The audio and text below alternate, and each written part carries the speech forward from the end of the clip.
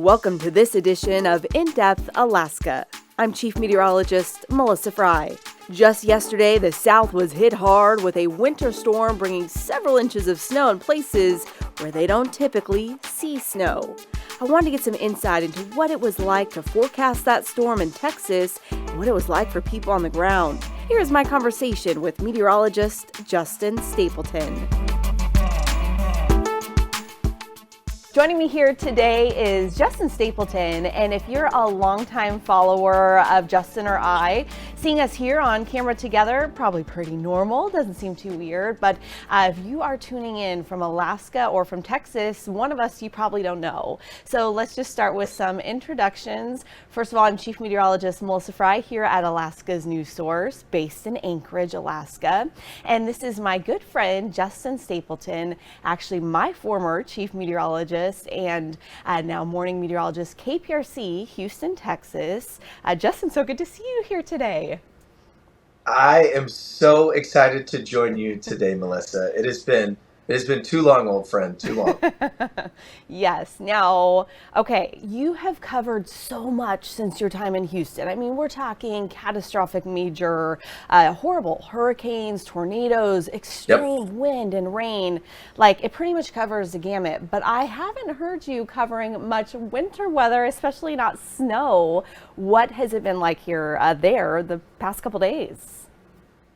You know, it's interesting because if you think about 5 years ago in 2021, we had probably one of the most horrific ice storms that we've had across the Gulf Coast, right?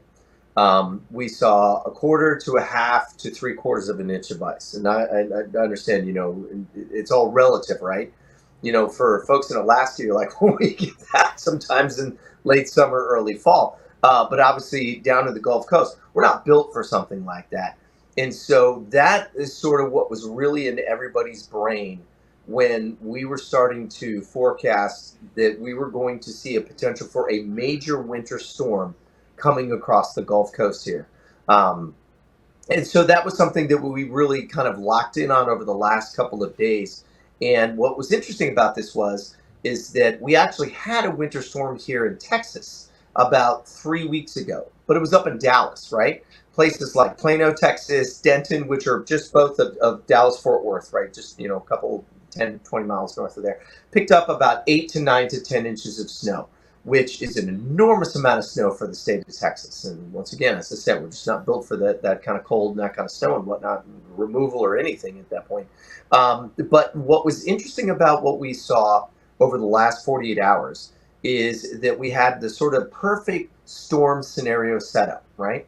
So we had an area of low pressure that was sitting just off of our coastline. We had that cold Canadian air that had already moved in. And so our temperatures were sitting at or below freezing.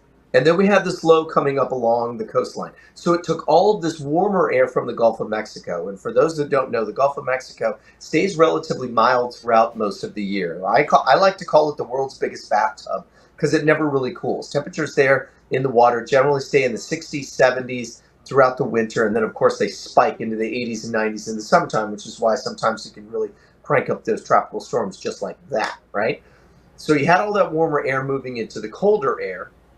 And what happens, as you know, is that it basically turned into sleet and eventually snow. And this was going to be one of those scenarios where it wasn't like, oh, we may get, you know, a 1/10 of an inch of snow, maybe a 1/2 an inch of snow. We were looking at numbers as early as last Thursday, Friday, Melissa, that were like 3 inches, 4 inches, 5 inches of snow, right? And so when you start getting those kinds of numbers here across the greater Houston area and Southeast Texas, that's enough to know. I always like to use the metric of like, is it a 1 eyebrow or a 2 eyebrow raise, right? And so once we got to like Friday and we were talking numbers that were close to like 5, 6 inches, which what a lot of the computers were spitting out, we were all like, whoa, okay, we could see a major winter storm here. And again, it's all about the ingredients, right? Anytime we've had one of our historic winter storms across Southeast Texas here, those ingredients have all been in place. It's been cold already, and then the warmer air comes in, and it just all turns to snow. And that's exactly what we saw. Wow, I hadn't thought about sort of that like PTSD aspect of that previous winter storm and the ice event, Yep. and how different that is compared to a snow event, right? Like the impact's just so significantly different. And yeah, those ice impacts just devastating. Really, there's no fun that can come with ice. So when that transition No. happened for just the general public of, okay, we're not going to see that scenario again. This is going to be like a snow event, like fluffy, beautiful white flake snow. Were people excited? Yeah, they really were. There was obviously still a little hesitancy that we figured we were going to see with that, is that people were asking a question of like, well, how do you know it's not going to turn into a 2021 again? And what we tried to convey to people is that what we saw during 2021 was we had 5 days where temperatures didn't get above 32 degrees, right? That's very rare here down in Southeast Texas. Like we generally sit in the 40s and 60s in terms of our lows and highs on average through the winter. So that's basically November through about early February, right? That's about as cold as it gets here. I mean, you see, I've got a long sleeve sweater on right now. We've still got Yeah. snow on the ground, but Yeah. obviously temperatures in the 40s have all melted a good chunk of that. And we generally do get some cold days, but they're like 1, 2, maybe 3 days max, and then we're back. Just like this weekend, we'll be back up close to 70 degrees by Sunday, right? And that's Yeah. pretty typical for this time of year. But during that time in 2021, we had 5 days where we could not get the temperatures above freezing. And the problem is that the power grid, or the energy grid that is built in the state of Texas, isn't built for that kind of sustained cold. Yeah. And so we were seeing power stations fail, we were seeing substations fail. And it was such a draw because the entire state was so cold that the power companies and whatnot just couldn't keep up with the demand for it, right? And Yeah. so this time around, we kept trying, and this was something, I'm glad you brought that up, because this was something I brought up every day for the last 3, 4 days on the air. And I said, listen, this is not going to be a repeat of that, right? And it worked out to be sort of a perfect snow day for us yesterday. Both of the major airports were closed. Both Hobby and Bush Intercontinental shut down, and they said, you know what, let's just not mess with this. The major school districts all closed down as well. They said, let's just keep everybody off the roads. They told people, don't go out, it's going to get messy.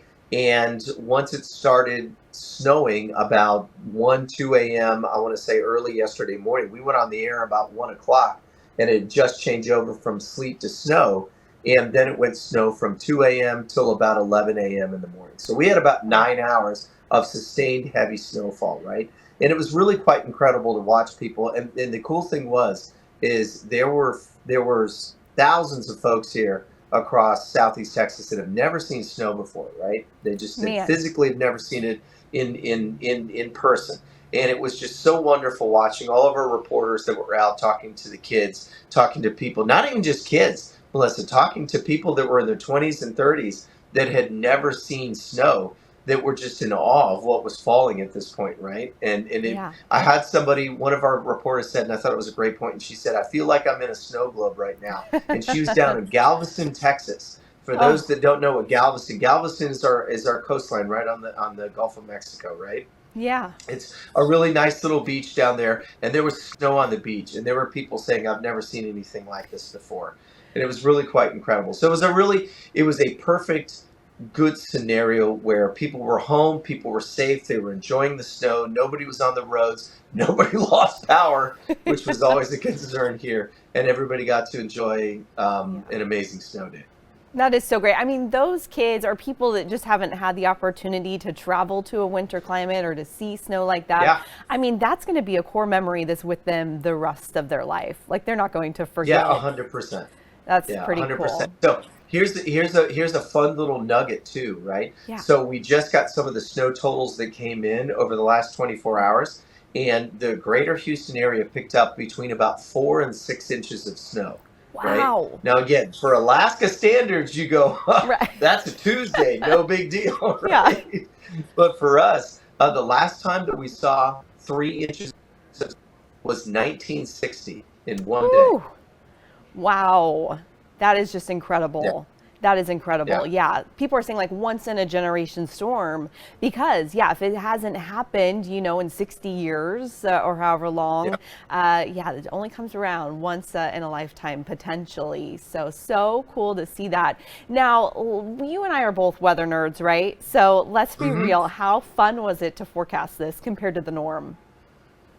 it was a blast. It was one of those where, um, because it's something that's so very rare around here, um, we were very hesitant at first to go, all chips in on the poker table and say 100% this is going to be Yeah. a big winter storm for us. We're like, well, let's kind of hedge our bets here and I'll tell you why. Because I talked to one of our sister stations, KSAT, which is at San Antonio, and parts of central Texas literally picked up a tenth of an inch of sleet and some little bit of Whew, like graupel, and that was it, very right? different. So normally, yeah, right, and normally, if for folks that are watching this, if they're familiar with the state of Texas, we get every kind of winter precipitation you can imagine. The thing is, because Texas is such a big state, similar to Alaska, depending on where you are, you're going to see very different things, right? If you're in the Panhandle, you're going to get snow every winter because it's really cold up there, right? And if you're out in El Paso, you get snow too. But if you're close to the Gulf Coast, like we are here in Houston, we just don't. We are dominated by the Gulf of Mexico, and as I said a second ago, it's the world's biggest bathtub, and so Yeah. it generally will. That's why Houston is known for floods versus snowstorms, Yes. because that's normally what we Yeah. see down here. But yeah, there was a lot of the computer modeling that we were seeing, some of the long range models, even some of the ones that are more the Canadian model, the German model, the Icon, for example, which actually nailed Hurricane Beryl, by the way, Oh, that came through interesting. here this summer, which Yeah. we kind of poo-pooed at first, and then we're like, well, okay, nailed Yeah. this. Maybe we should take a look at it. They were all locked in on a pretty similar scenario. And so I would say by late last week, Thursday, Friday, we had a really good idea that we're like, okay, this is going to happen. So it's Yeah. just a question at that point of about, timing and intensity and how much we were going to see.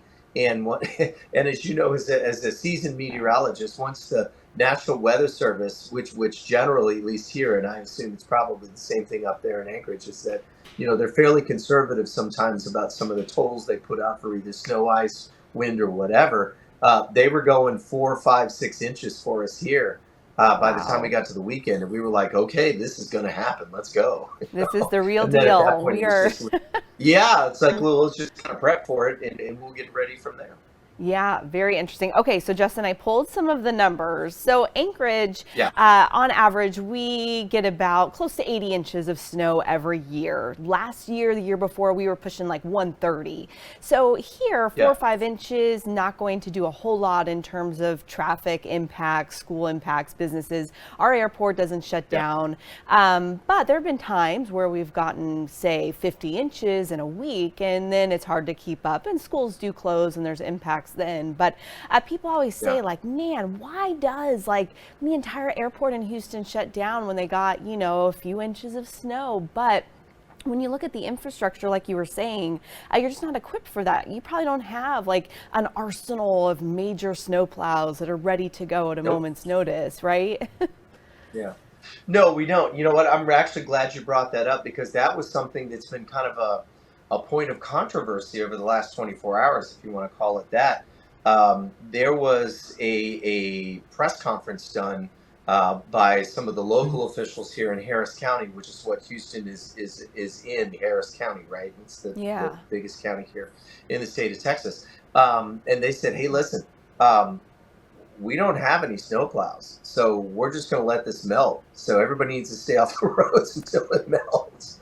And Yeah. eventually, the Texas Department of Transportation was like, okay, well, maybe that's not the best idea how to handle this. And so they called to Oklahoma City and got some plows in from Oklahoma. There was some, actually, interestingly enough, we had one of our reporters talk to a guy that had brought his plow. It's a private plowing service, and it had 10 different trucks with plows just hooked onto the front of these big F-150s or whatever they were. Yeah. And they came in from Cedar Rapids, Iowa. Oh of my all goodness. places.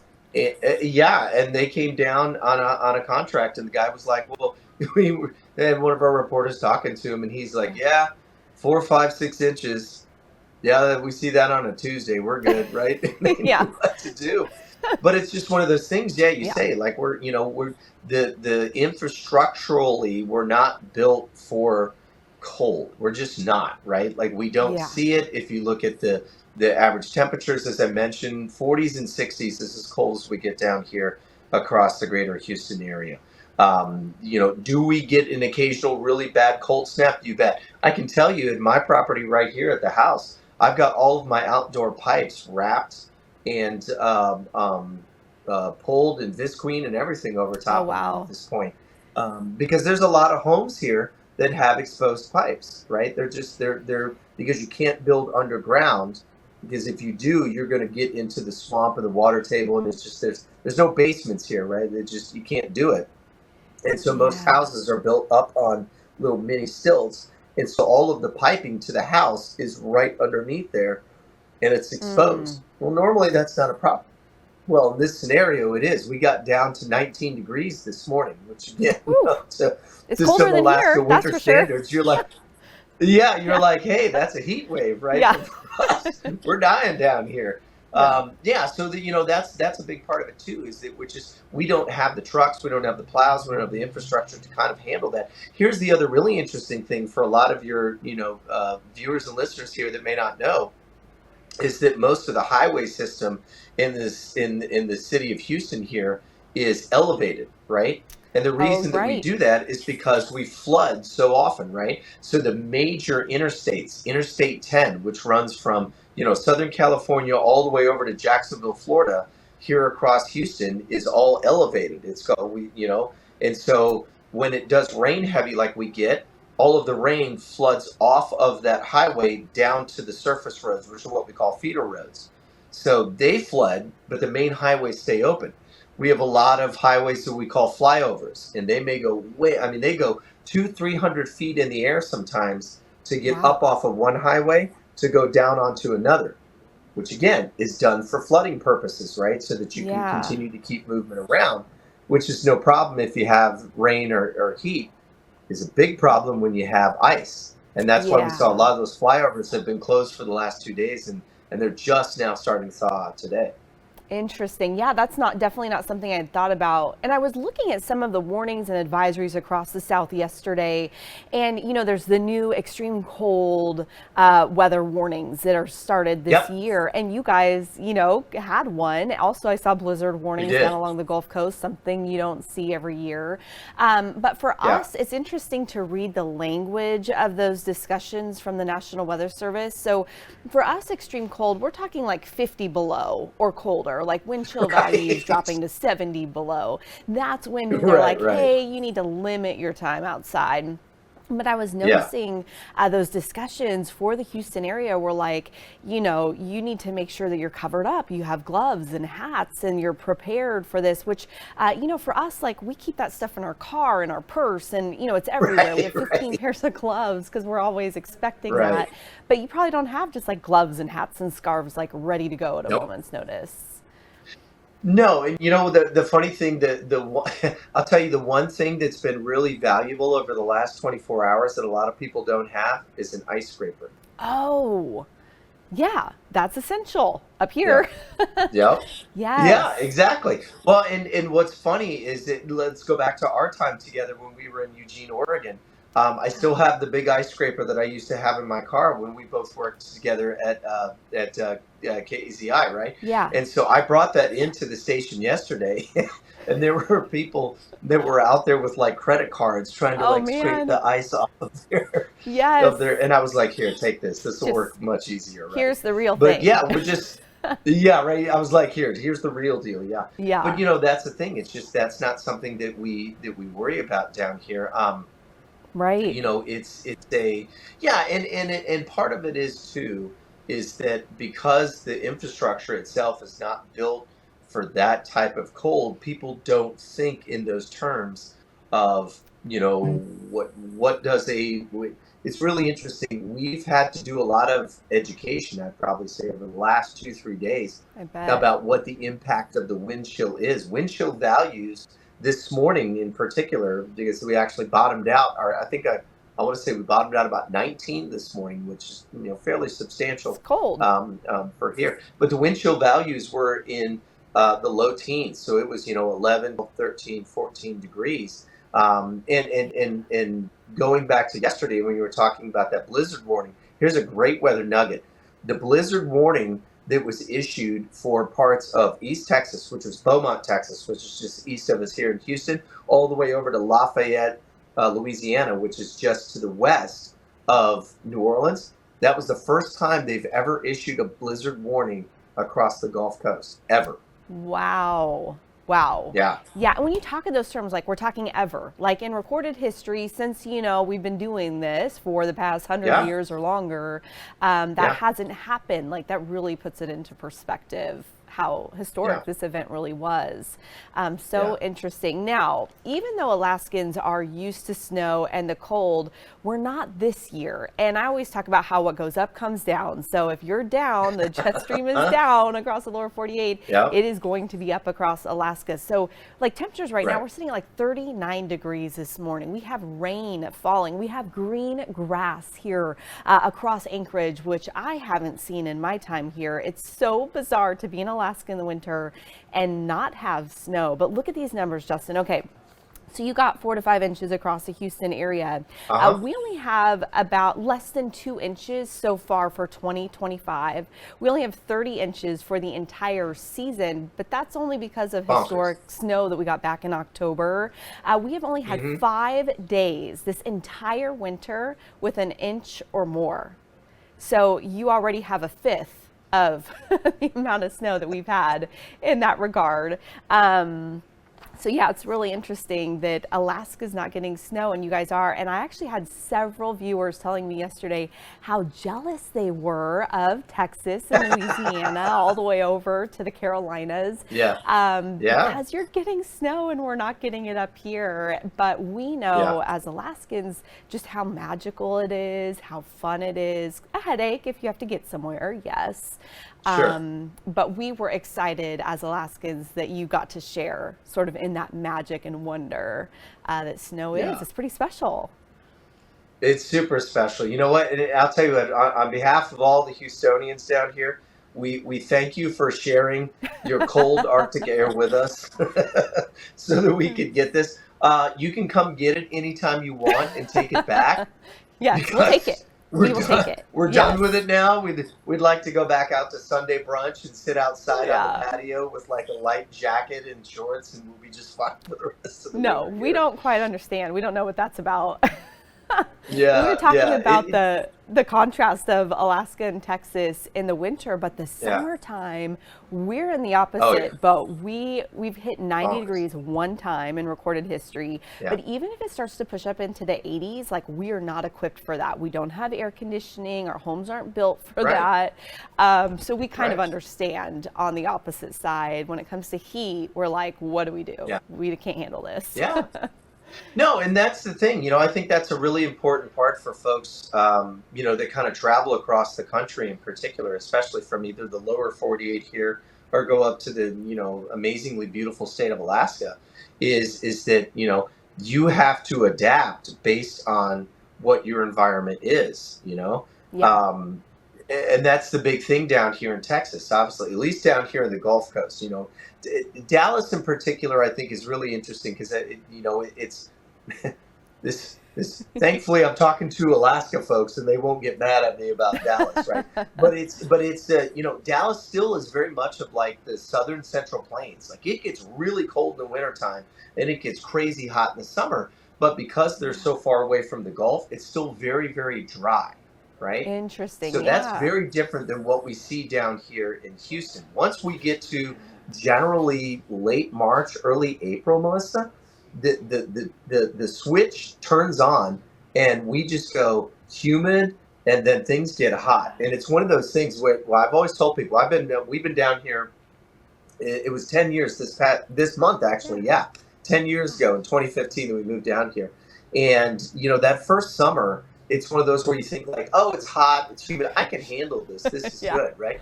But you have no idea. Like it is literally it's like being at the equator. It's the tropics, and it's just Yeah. unrelenting. It's kind of like the cold in Alaska that first winter when it just doesn't stop, right? You just Right. have to get used to it because it's there. It's not going anywhere. And the heat Right. does the same thing down here. But obviously, the whole entire infrastructure of the city is built for that, right? Like we've got some of the Yeah. best industrial air conditioning units you've ever seen down here. Yeah. So it works really well.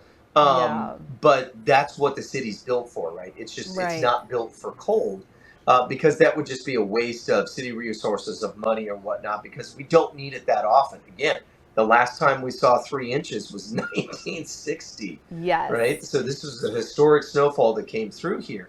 But yeah, it's like anything else. When you go to different parts of the country, you're going to have to adapt of sort of where you're at. The one thing Yeah. I always like to say for folks, for this, I'll say this for all of your Alaskan viewers there.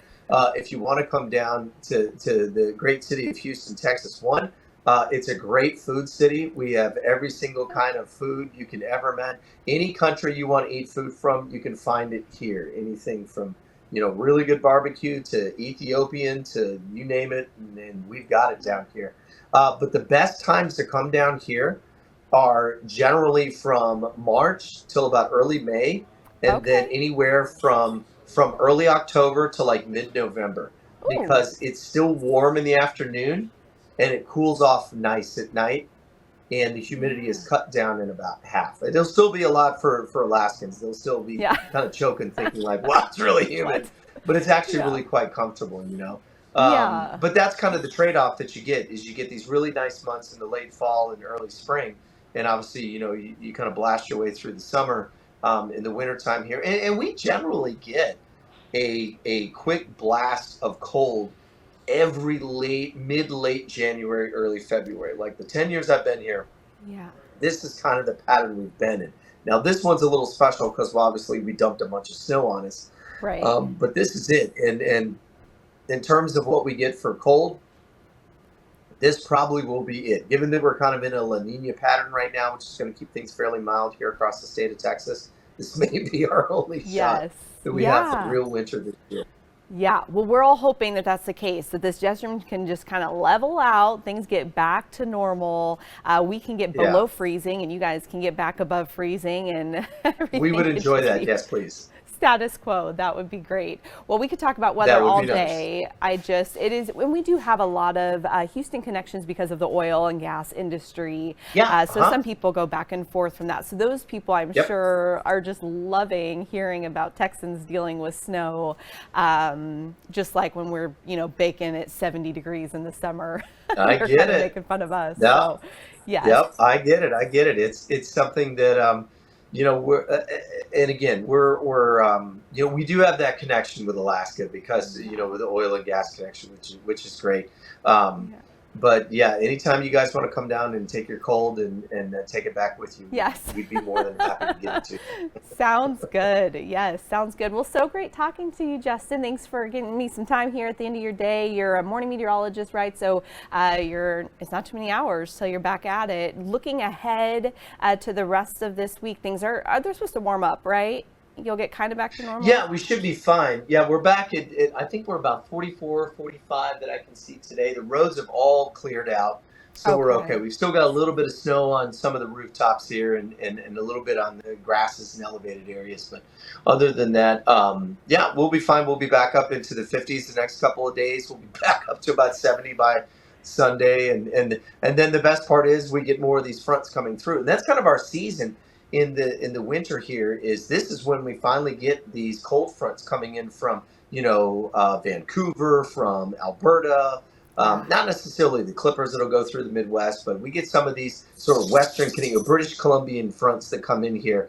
and come slicing their way down the Central Plains. The problem is in the summertime, you've got, just like you guys are experiencing now with the jet stream, as you said, you've got that big, Yeah. massive area of high pressure in the Gulf of Alaska that's like, it's like Gandalf, right? It's like Yeah. none shall pass, and everything just gets Yes. blown away from it. You Yes. can't get any of these Siberian lows moving in. It's the Yeah. same thing in the summertime. We get these big Gulf highs that sit up there just south of Brownsville in northern Mexico, and forget it.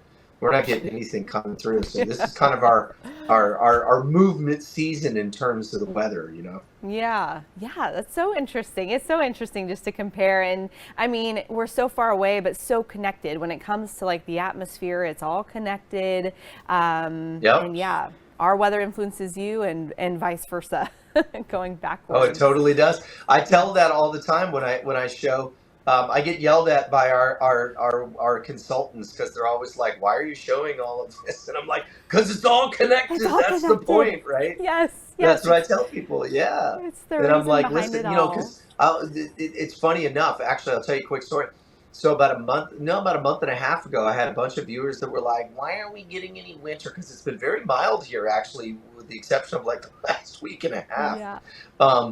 And they were like, "We need some cold air. We need some cold air." And so I would say, "Listen, here's the reason why we don't have it, because we had that big area of high pressure around El Paso in the Four Corners that was just blocking it. So everything was in the Midwest, and or earlier when the storms, the atmospheric river, and was smacking into California, and you had that big dip in the jet stream, and you guys were actually getting a little bit of winter. I was like, there you go. We need that to move." And I said, until that moves out of the way and Canada opens for business and can shoot it down across the country, I'm like, we're not getting anything. We're stuck. There's nothing we can do. We're stuck, man. Yes. That's right. Yes. Oh, man. Well, thank you again, Justin. Again, Justin Stapleton from KPRC, Houston, Texas, joining us here in Anchorage, talking a little weather, a little winter weather. Thanks again for joining us. Anytime, my friend. Thanks again to Justin Stapleton, and thank you for listening to In Depth Alaska. Please like and subscribe to this podcast.